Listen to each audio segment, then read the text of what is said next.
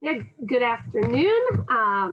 So I work for Vermont Forest Parks and Recreation, and I am a county forester. So I cover Windsor County is a really big county with lots of parcels in it, and so I split this county with another county forester who covers the northern half and a little bit of Orange County. I cover the southern half of Windsor.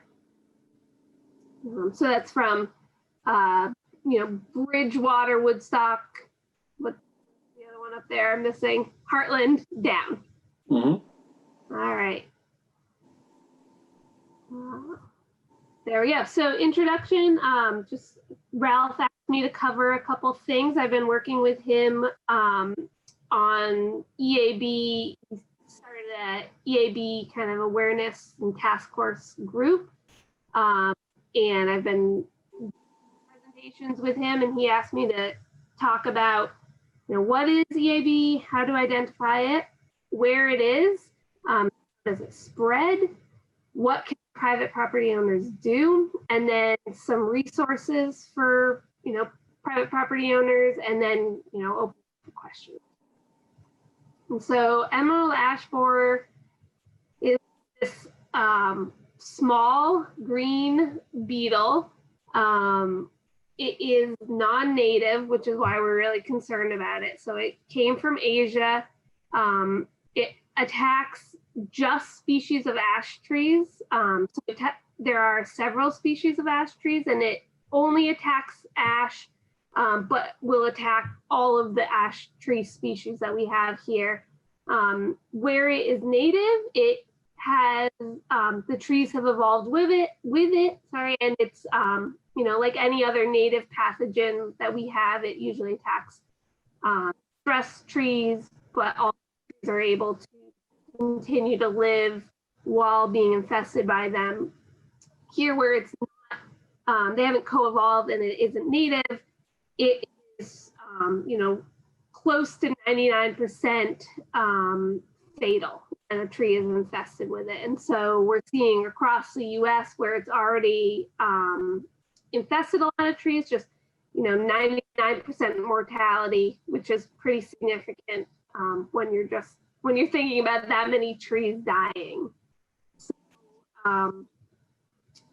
the way it kills trees is it's boring into the trees. Here, I'll progress to the next slide. So it begins a small infestation, usually in the upper canopy, and it is boring into the trees, and then the larvae are essentially girdling the tree by eating the cambium layer of the tree, which is that layer that transports water and nutrients, just under the bark.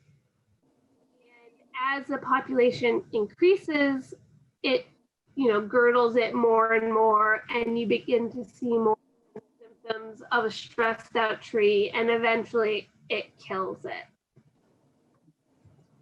And so some of the signs and symptoms we're looking for when we're looking for this in our trees now. So we'll go over where it is right now, but it is in Vermont, and it is in many surrounding states and in Canada. And what we're looking for is the woodpecker flecking. So woodpeckers are going after that larva that are right under the bark. So you'll see, we also call this blonding. We're looking for thinning canopies, because as the canopy gets, as more and more the tree dies and is girdled, you're going to see less green foliage on the tree. We're looking for bark splitting, because the tree is stressed and it is, often cracking where there's a lot of larvae under that bark. Epicormic branching, this is a pretty common reaction from a lot of trees when they're stressed.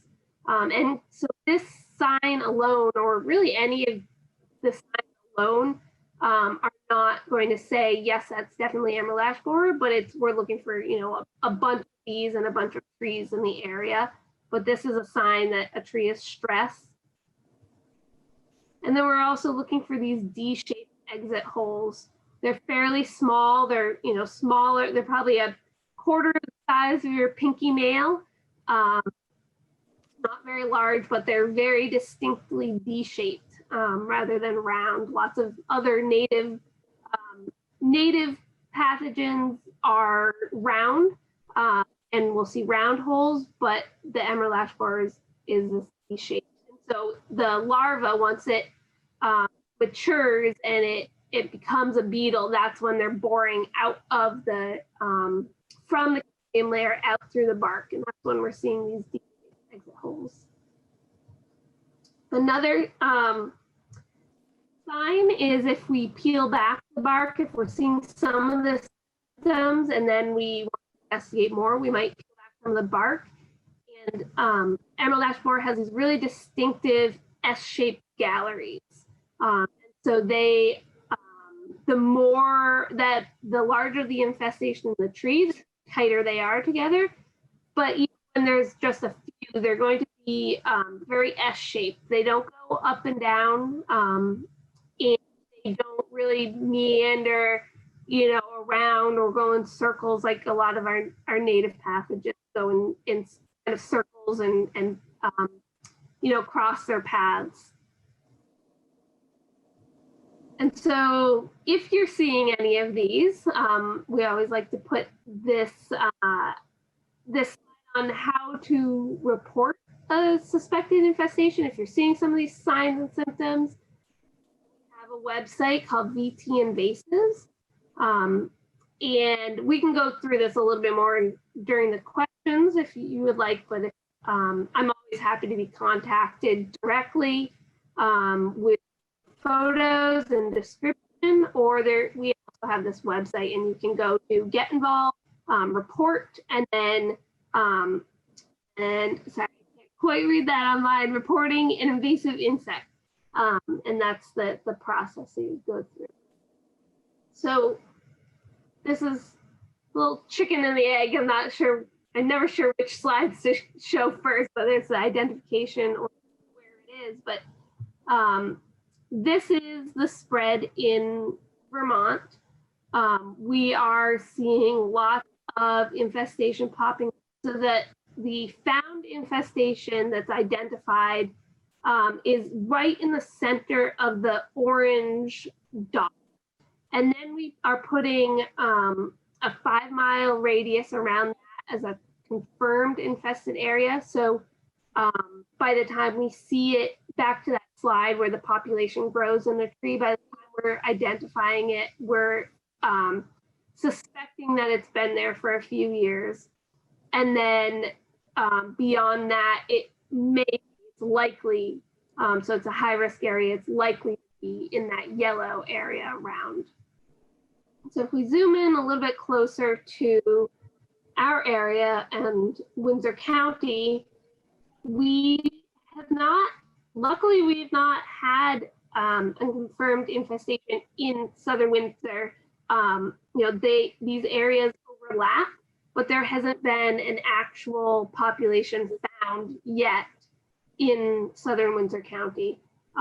We have infestations that are over the border in New Hampshire, and likely those insects have crossed the river, have flown across the river. And, it's possible they're here, but we have not found an actual population that we identified. And so we're still very interested in knowing if somebody's finding signs and symptoms and trying to identify those. And so the way that this insect, I've kind of alluded to it, but the way that it spreads, this insect is a flying insect and it spread 1 to 2 miles a year. But if you look back at this map and how all of these spots are showing up, it's more, most likely that it is being moved, in the back of a pickup, in firewood, in infested wood. And so that's the main concern, trying to slow the spread of this insect that's being spread by humans, and trying to prevent that as much as possible.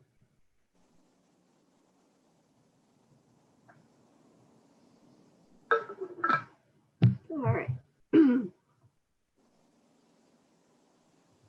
And so if you're a private landowner or a concerned citizen, I put together this kind of flow chart that says, all the ash trees in Vermont, which there are, it's 5% of all trees in Vermont are ash trees, but they do show up in stands of trees a lot more commonly. So they might be somewhere between 10 to 50% of a stand of trees might be ash trees. And then there might not be any ash trees in another area. But if you think about losing, if you think about losing 5% of the trees in Vermont, it might not seem like a lot. But if you think about losing 50% of the trees in a given area or stand, like if you have a woodlot, 50% of your trees or even 30% of your trees dying, that is a lot more. And so some of the trees are, owned by private landowners, and I'll get to that a little bit more. And then a lot of these trees are on public land. A lot of them are municipalities are owning those trees. So it's ways, which is what I've been working with Ralph on, and trying to help towns think about the impact it's going to have on their right-of-ways. Also in village centers and town forests. So there are a lot of different ownerships and a lot of different ways to look at how these trees are going to be impacted. So if we look a little bit closer at private landowners, you might have trees in a forest, which is, if it's in current use, it's a managed forest, and we're managing that for lots of different resources, water quality, but also timber production, wildlife habitat. A lot of people recreate in their forests. Some landowners have forests and those are unmanaged. And then a lot of people have just an ash tree in their yard or a few ash trees in their yard. But regardless of where they are, they're all going to be impacted by emerald ash borer. And so it's important to, think about where they are might impact how you react, but knowing that if you're looking around and there's an ash tree, it will be affected is a good place to start. And so this is put together this kind of question sheet. There are a lot of questions to think about.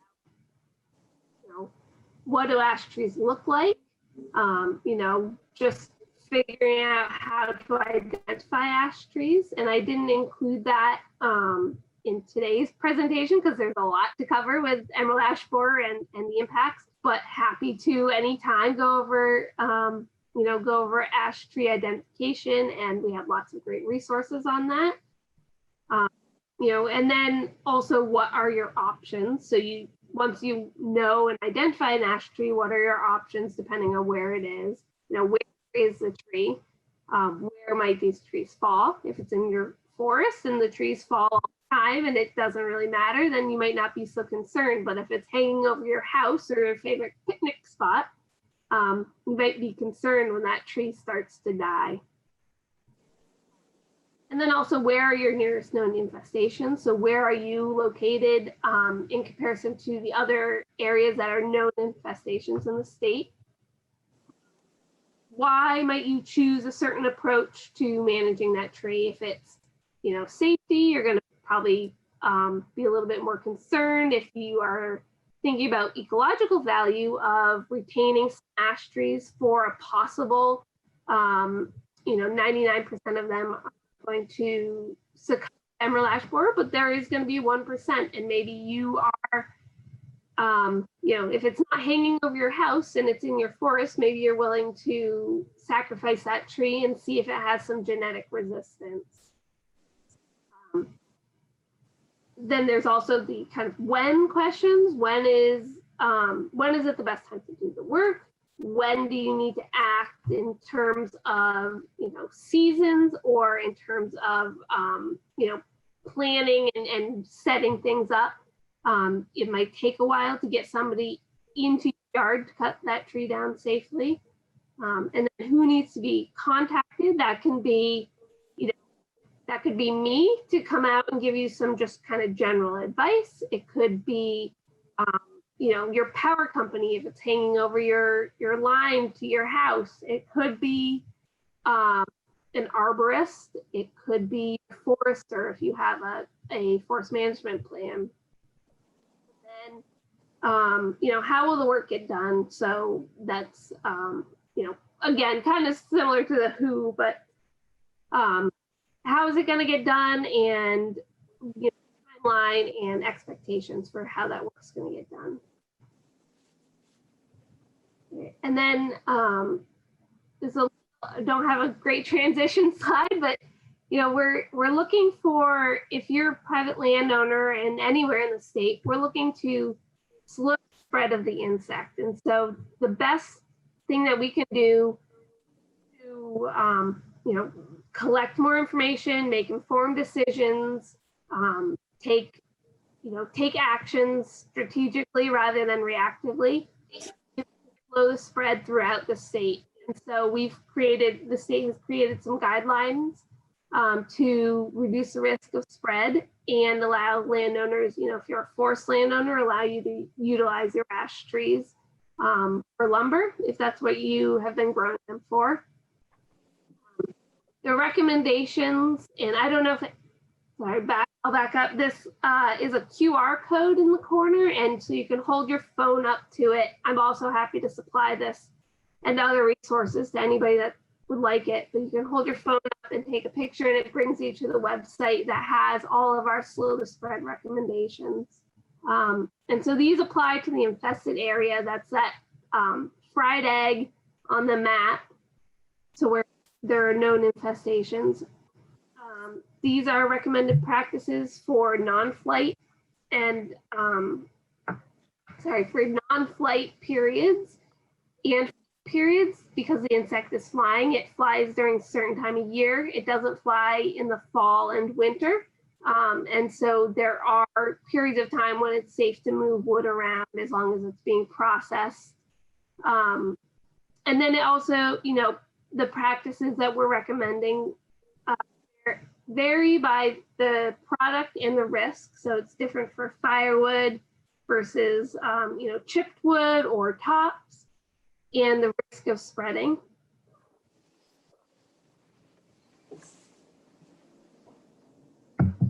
And then there's also that's visibly infested or possibly must follow the guidance, because you can't move an invasive species around the state knowingly.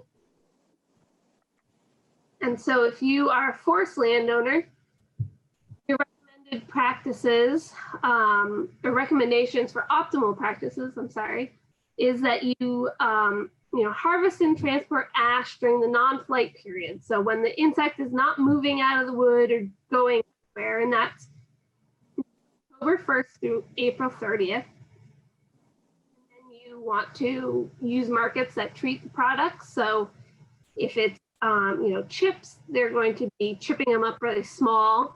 If it is firewood, then that would be kiln dried firewood. There's other options for treating the bark off of logs and then letting the logs sit there. So if you strip the bark off, the insect can't live in the bark. And then, especially don't move untreated ash firewood outside the infested area, because it can live in firewood for up to 2 years. And if you've stacked it and you don't think anything is living in it and it's dry, those insects can remain for a while. During the flight period, there are some other recommendations, chipping some stuff. These get a little bit into the nitty gritty if you actually have something planned. So I'll move on so we have some time for questions. And then, we're also I'm interested in having ash remain as part of our landscape. And so that takes some really thoughtful planning. And so we do have this insect, but we're also hoping to have ash trees remain on the landscape after we kind of have this first wave of emerald ash borer. And so we can do things to, you know, keep ash on the landscape and hope that some of them are going to be have some genetic resistance. We can also try to promote ash into the future because young ash are not initially impacted, and we do have biological controls that are very successful. And so if we go out and we cut all the ash trees down, then we'll kind of repeat history like with American chestnut, where there's actually quite a bit of genetic resistance, but we lost a lot of it because everybody cut all those trees down, and it's hard to tell once they're dead whether they're genetically resistant or not. And so we're hoping to, you know, promote some ash. We're also very concerned that that when ash, if it just dies off of the landscape, we're going to have problems with invasive species filling those gaps in a forest canopy. And so doing some active management against invasives just takes up that space. And some, just lastly, some resources that are very helpful if you're dealing with, you know, more urban trees or for municipalities. The Vermont Community Forestry is a division of Forest Parks and Recreation. And so I deal mostly with, you know, forest ecosystems and managing forests as a whole. And they are wonderful at managing kind of yard trees and managing the interactions of, you know, municipalities and the public. They have worked hard recently on the tree warden statutes and helping tree wardens understand their role, and towns understand what tree wardens do.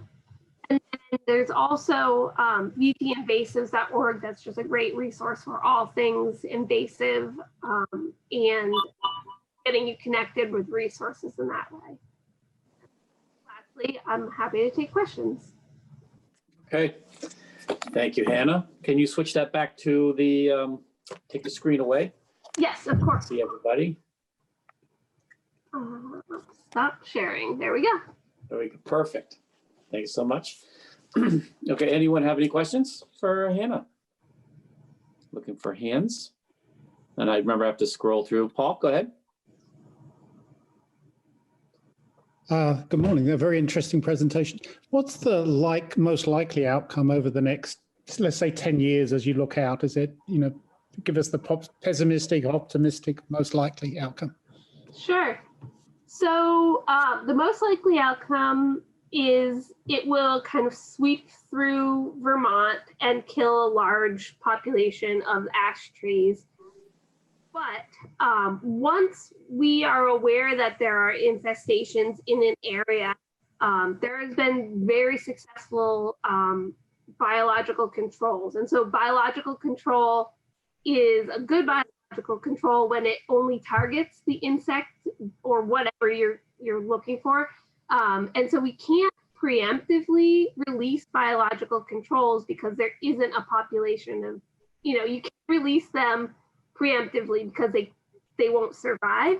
But if we can release them as soon as we know there's a population, they've been pretty successful.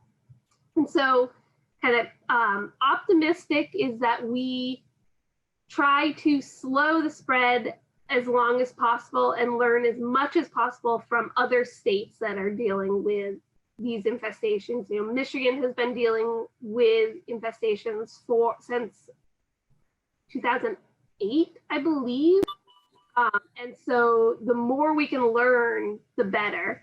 And hopefully we can keep lots of ash trees kind of scattered throughout the landscape to have some biological control, or some genetic resistance plus the biological control.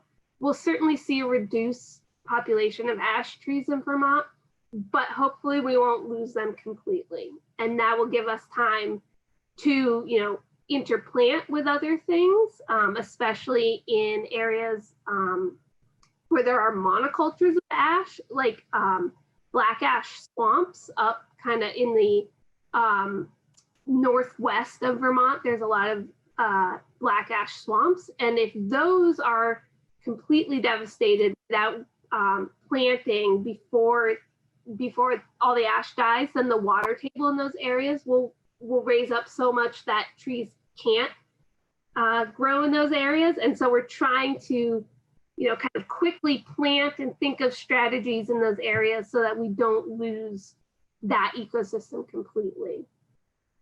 That's kind of hopefully what, hopefully we can find this balance. Okay. Anyone else? Hand up. Brett, go ahead. Yes. Do you know, is there any kind of invasive species that is close by to Vermont that attacks maple trees? There are, now it's escaping me, longhorn beetle. Why am I Asian longhorn beetle? Sorry, all the names get crossed. There are populations that are, relatively close. If you're thinking of New England, there are some populations in New York and in Massachusetts, but those populations are very well, under quarantine, and they have not been moving. The populations haven't been moving outside of those identified areas. So kind of a yes and no. Like, yes, there is something, but they've done a very good job at quarantining it. Okay, thank you. Sure. All right. Anyone else with a hand? I just had a quick one. So, Tom, go ahead. Thanks. Really appreciate your discussion today. I'm curious, and I don't mean to completely change the topic away from emerald ash borers, but I'm wondering if there are 2 or 3 of your other top concerns about the forests here in Vermont. Yeah, there are lots. I would say one of the concerns is, top concern is invasive plants. Actually, woody invasive plants are, pose a huge risk to forests if we are not controlling woody invasive plants, and they, are here, and then something disturbs the overstory, whether it's, active forest management or a microburst or something like that. Those areas could quickly not be forested anymore, because the invasives can, choke out any native regeneration from, poking up through that shrubbed understory layer of those invasives. So that's a huge risk. They also change soil composition. They're, pretty detrimental to the entire ecosystem. But it's also nearly impossible or I would say impossible to eradicate them across the landscape. And so we are trying to, balance them, and knowing that they're here, but trying to also keep our forests intact. So that's one. I would say another risk is always fragmentation and development. And that's, one of the main goals of the current use program is to try to have a working landscape that allows people to, use it as a forest and keep it in the forested ecosystem and economy without having it developed and paved over. Forestry, if you cut trees in the process of forestry, even if that's a clear cut, the trees inevitably in New England will grow back, as long as they're, with the caveat of invasives being in that area. But if you cut them down and, landscape, or cut them down and pave the area, or cut them down and build things there, it isn't going to be forest. Even if you wait 10 years, it's not going to be forest. So that's a big risk. And then, just generally, climate change as a whole is changing changing the system, changing the weather patterns. We have really big rain events and really long dry spells. And so our extremes are stressing a lot of trees out and leaving them susceptible to, you know, things that normally wouldn't kill them. That's Okay. Any other hands going up? Scrolling back and forth. What I was going to mention, I'm not sure how realistic this is. I use the Vermont Agency of Natural Resource Atlas daily. It has some great layers. Is there ever going to be a EAD layer? there is, yep. Oh, they have one in there already? Yeah. Oh, I haven't even looked at that one. Okay. I'm Yeah. so used to the contours and floodways and things like that. Yeah. So you have one for the emerald ash borer. I have to look that up. There is. There also is through the VT Invasives website. You can also get to. It's the same like base map as ANR Atlas, but has just the emerald ash borer also through Good to know. the website. Anyone else? Well, if not, well, thank you very much, Hannah. That was a great job. Appreciate No all the problem. information. Again, Hannah, if you have a pen and paper handy, it's hannah.dallas@vermont.gov if you wish to email her. Slides are available on request, as I think she said, if you wish. And go to the websites as well. So thanks again. Appreciate it. Yeah. Have a great day. You're welcome. Have a great day. You too. Take care.